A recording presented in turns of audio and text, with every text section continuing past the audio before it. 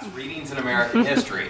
Right? Marcine, that's what she was thinking. So, I'm taking this fabulous Readings in American History class, and we read these great books, and I just finished reading this book, Confederacies, a Revolutionary Experience. You know, you're talking to some educated, sophisticated young people, and they say, really? So what was that book about? What would you say? It was a long way to get to a short question. What's the book about? Yeah, Eric, sorry. It addresses the sort of complexities and intricacies of the Confederacy and how it shifts from this idea of protecting Southern ideals and the things that we generally associate with the Confederacy from what we've learned, and in the process of becoming the Confederacy moves away from these ideals. Right, so for the Confederacy to come into being, it has to get away from the ideals that it was created to stand for. Good. What else is it about? Yeah. You could argue that it's one of the ultimate paradoxes in U.S. history, that the very way of life that the Confederacy was formed to conserve and to protect from the North was the very way of life that they sort of transformed by creating the Confederacy and sort of repudiated it and had this sort of economic revolution, political revolution, social revolution.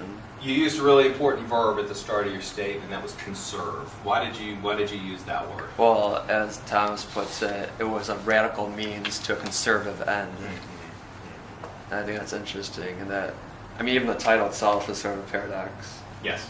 The Confederacy as a revolutionary experience. Right. You know? So, you know, a lot of times we talk about conservative, and we use it as an adjective, almost always. Sometimes as an adverb. We very rarely think of the root of that word as conserve, right? Preserving the past, keeping the past. Right? Stu, what were you going to say? I think one thing for me was it really challenges what they call the moonlight and magnolia perspective of the South. Like when I read that, I just saw Blanche from Golden Girls, and she's talking about the honeysuckles, and she's talking about Big Daddy on the porch, and because we have such. Wow, that is an extended. I mean, I was watching at the same time. But I mean, like, because to me, we have that. We've grown into this mindset of like Gone with the Wind, and like every single person was like a Red Butler, and every single person was, and this book is like saying throw it out the window because that's merely a slice of who the South was. Very small slice. Right. And that that as many different kind of people that were in the North, it was the same way in the South. So the mystique right. of the gentility of the South. Yeah, and it challenges you to kind of toss that away and kind of rethink about the South. Is one, and the other one is the big one that we haven't mentioned yet, and that's states' rights. Okay? So states' rights are vital to understanding the South. And that's about independence and not having the government, put its boot on your throat. Right? You might hear some of that rhetoric today when we talk about the draconian Obamacare. Right? All right, so let's pick up the story now. We've got a South that Emory Thomas has laid out that, at least in the mind of the South, is a little bit of that moonlight magnolias thing, the bosh and nonsense that Claire talked about a minute ago. The stuff that I kind of get by. So you've got this kind of understanding in the South. And the South goes to war to defend this way of life, this Southern way. All these things, they're kind of thrown in the pot. You've got a start to the war, and he doesn't dwell on Fort Sumter or whatever, right? But he talks about the politics. What are the people called who are pushing for war? The fire eaters. The fire eaters. Who are the fire eaters? What do they stand for? What do they They're stand definitely not Death Eaters, which I kept having to be like, okay, Okay. not Death Eaters, Fire Eaters. Fire Eaters. Fire Eaters are the people who, they spoke with passion about saving these ideals of the South, and they went to churches and they wrote papers and books, and they got the people riled up. So they were the rabble-rousers. They remind me of like televangelists. Fair enough. Jason, what were you going to say? I was going to say, they're the ones that were heading the influence to try and influence others, that secession was the only one. Right, so they're the firebrands, fire eaters, right? They're the ones, the stump speakers, the evangelist types, whatever. They're evangelizing not for church, but for secession. For the greater good. Yeah, well, as they would see it. So they are not for my greater. well, yeah. So they're the ones with the megaphone, right? And some of them are in formal politics, but most are not, right? You've got newspaper editors, you've got some local politicians, you've got plantation owners and whatnot. You mentioned Gone with the Wind, right? You see some of the fire eaters in Gone with the Wind early on. They don't necessarily make the movie. So you've got this fire eater brand.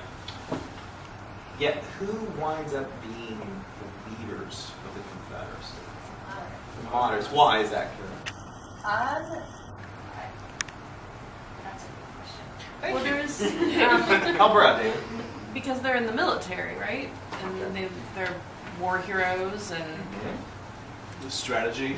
Right? So you need level-headed people. What do you need to get a movement going? You need Monteith out there barking at you on the street, right? Climbing up on the soapbox. What he's saying is the South is not immutable.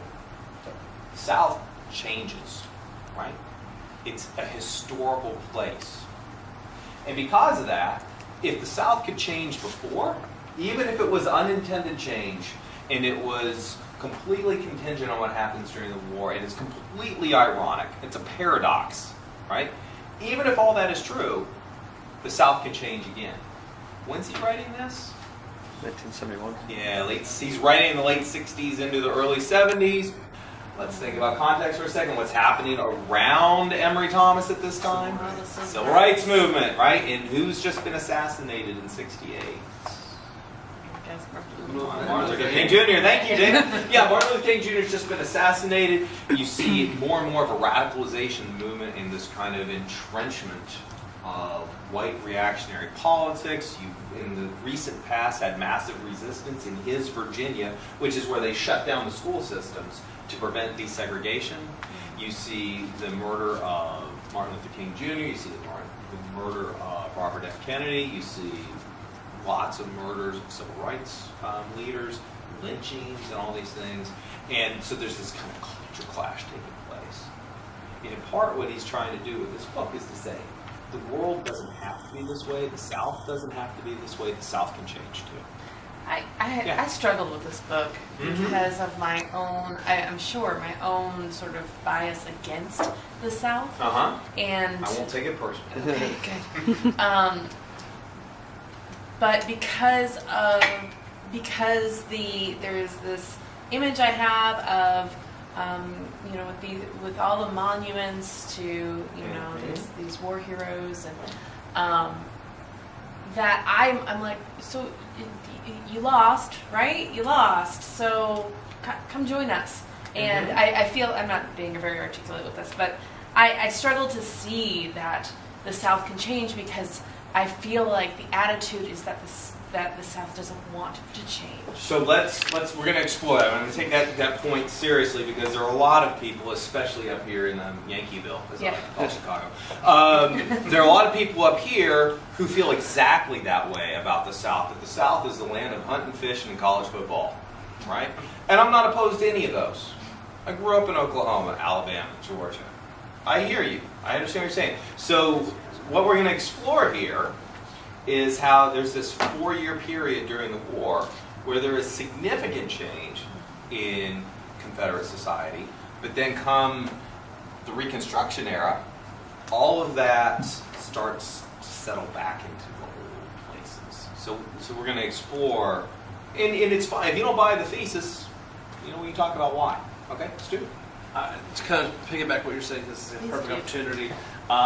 So I don't want to call my sister a fanatic of Civil War because they're filming, but my sister does Confederate Civil War reenactments. My sister Really? Okay. She puts on the gown. She likes the big hoop She skirt. does it all. I mean, she's goes to forts. She does it all. And so I was texting her, and I was about. And she is from. She's from Florida. She's from There the you South. go. Go ahead. And so I was texting her about this book. I knew she'd be interested about this book.